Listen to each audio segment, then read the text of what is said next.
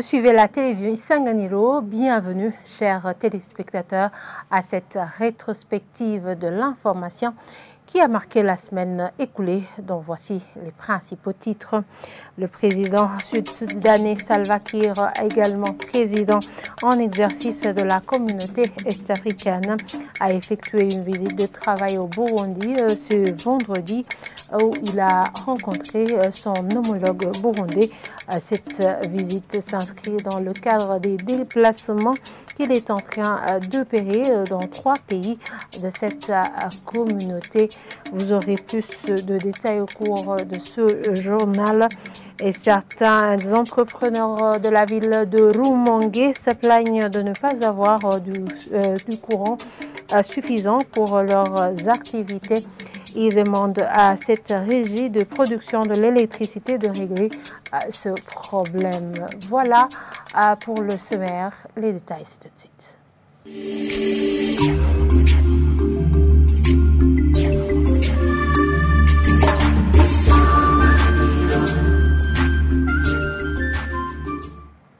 Encore une fois, bienvenue, chers téléspectateurs. Le président sud-soudanais Salva Kiir, également président en exercice de la communauté est-africaine, a effectué une visite de travail au Burundi ce vendredi. Cette visite s'inscrit dans le cadre des déplacements qu'il est en train de faire dans 3 pays de cette communauté, dont le Burundi, le Rwanda, qu'il a visité jeudi, où il s'est entretenu avec le président Paul Kagame. La 3e étape sera la République démocratique du Congo. Un entretien en tête-à-tête avec son homologue burundais a eu lieu et les 2 présidents se sont convenus qu'il faut mettre en œuvre rapidement le processus de Rwanda pour éviter une nouvelle détérioration de la situation sécuritaire dans l'est de la République démocratique du Congo. Suivez à ce propos le communiqué final lu par le docteur Pete Matuki, secrétaire général de l'EAC. Il est traduit en français par notre confrère Aaron Douaïsou. They noted that peace and security is a prerequisite to social. Ils ont noté que la paix et la sécurité sont une condition préalable au développement social et économique au sein de la communauté et vitale pour la réalisation des objectifs de la communauté. Ils appellent les États partenaires à remplir leurs obligations consacrées dans le traité pour la création de la communauté de l'Afrique de l'Est. Leurs excellences ont réaffirmé leur engagement en faveur du processus de Nairobi mené par la communauté est-africaine et ont souligné la nécessité d'une mise en œuvre complémentaire rapide avec le processus de Luanda pour éviter une nouvelle détérioration de la situation sécuritaire dans l'est de la République démocratique du Congo qui risque de se propager aux États partenaires voisins. Leurs excellences ont noté la nécessité pour les 2 États frères, le Burundi et le Rwanda, d'assurer la mise en œuvre de tous les engagements préalablement convenus de bonne foi découlant du dialogue bilatéral entre les 2 États partenaires, inclure la libre circulation des personnes, des biens et des services.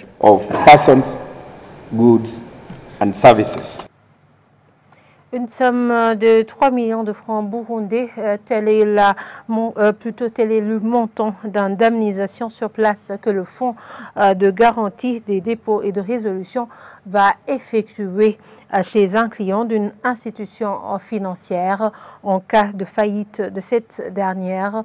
Lors du lancement officiel de ce fonds ce jeudi, Alain Gildas Duchimé, chef de service de stabilité financière à la BRB, explique que ce fonds vient pour instaurer justement la confiance dans le système financier du Burundi. Suivez-le.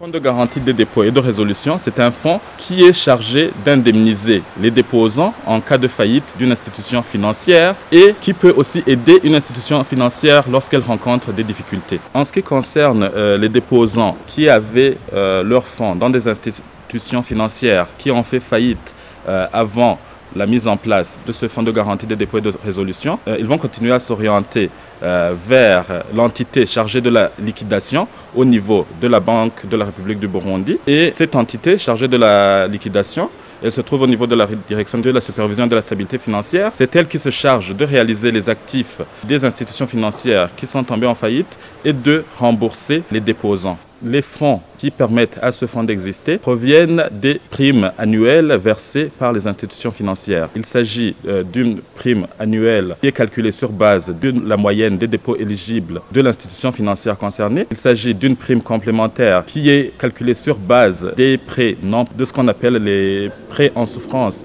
ou les prêts non performants de l'institution. Et aussi, il y a une prime d'entrée pour toute institution financière qui se verrait naître après la mise en place de ce fonds. Ce que je peux dire aux banques et aux microfinances, c'est que ce fonds de garantie des dépôts et de résolution, il est là pour rassurer la confiance dans le système financier du Burundi. Parce qu'il est là pour donner un message important aux déposants que leurs fonds sont sécurisés en cas de difficulté d'une banque ou d'une microfinance.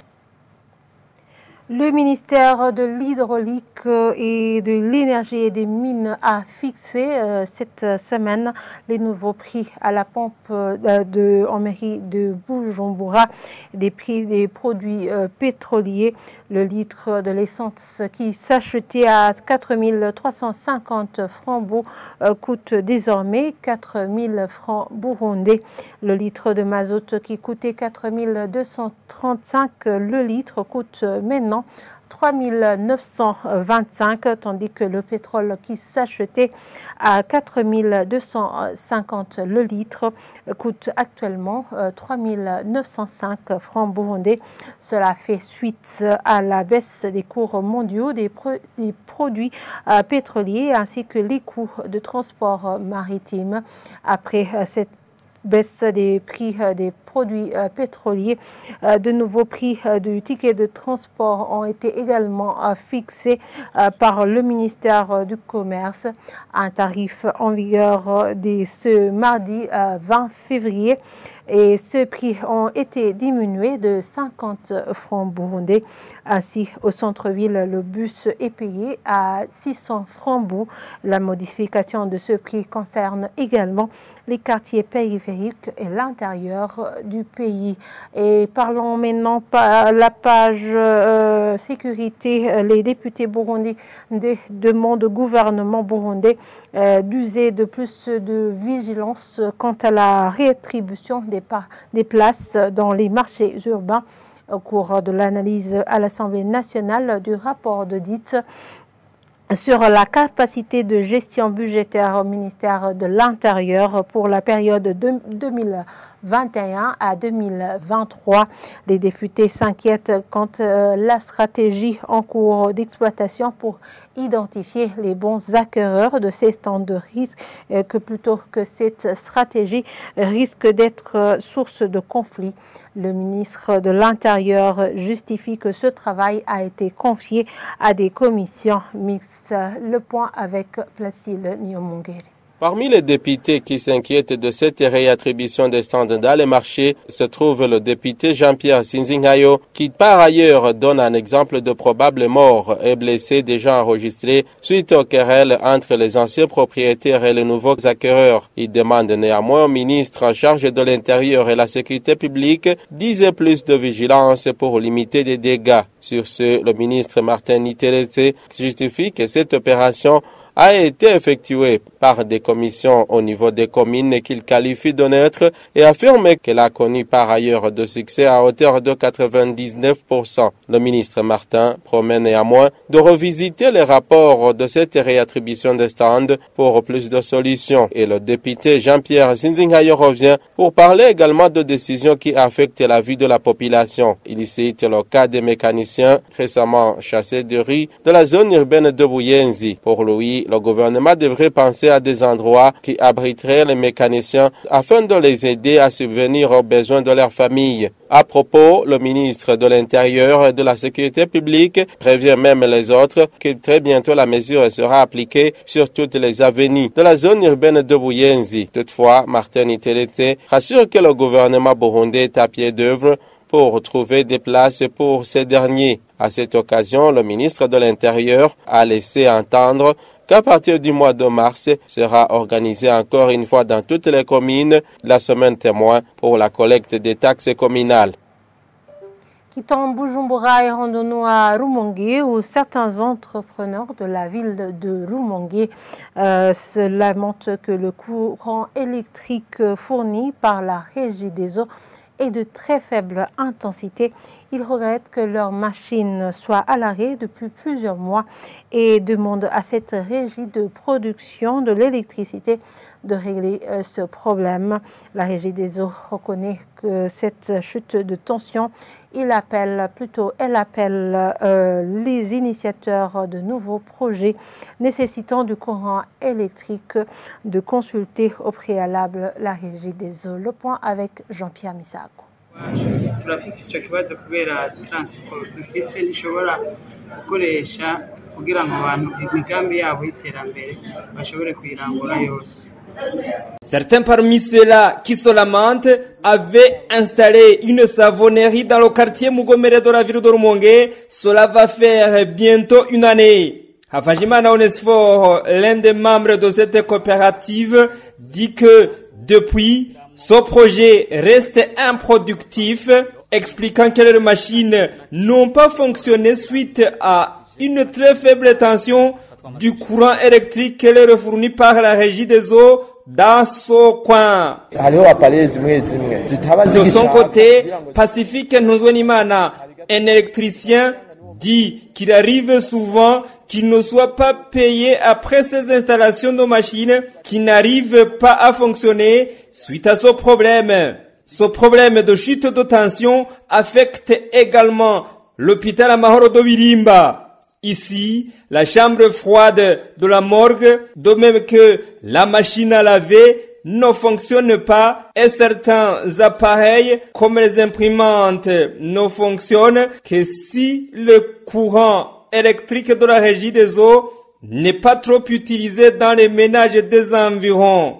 Que ce soit à cet hôpital ou même le service de radiologie ne fonctionne pas suite à ce problème selon certains employés à cet hôpital, que ce soit chez ces jeunes entrepreneurs, l'on demande à la Régie des eaux de résoudre ce problème. Félix Ninameba, responsable de la Régie des eaux dans le sud du Burundi, dit que l'agrandissement de la ville de Rumongue et l'utilisation notamment des fils électriques hors normes dans le transport de l'électricité sont à l'origine de ce problème de chute de tension dans certains coins de cette ville.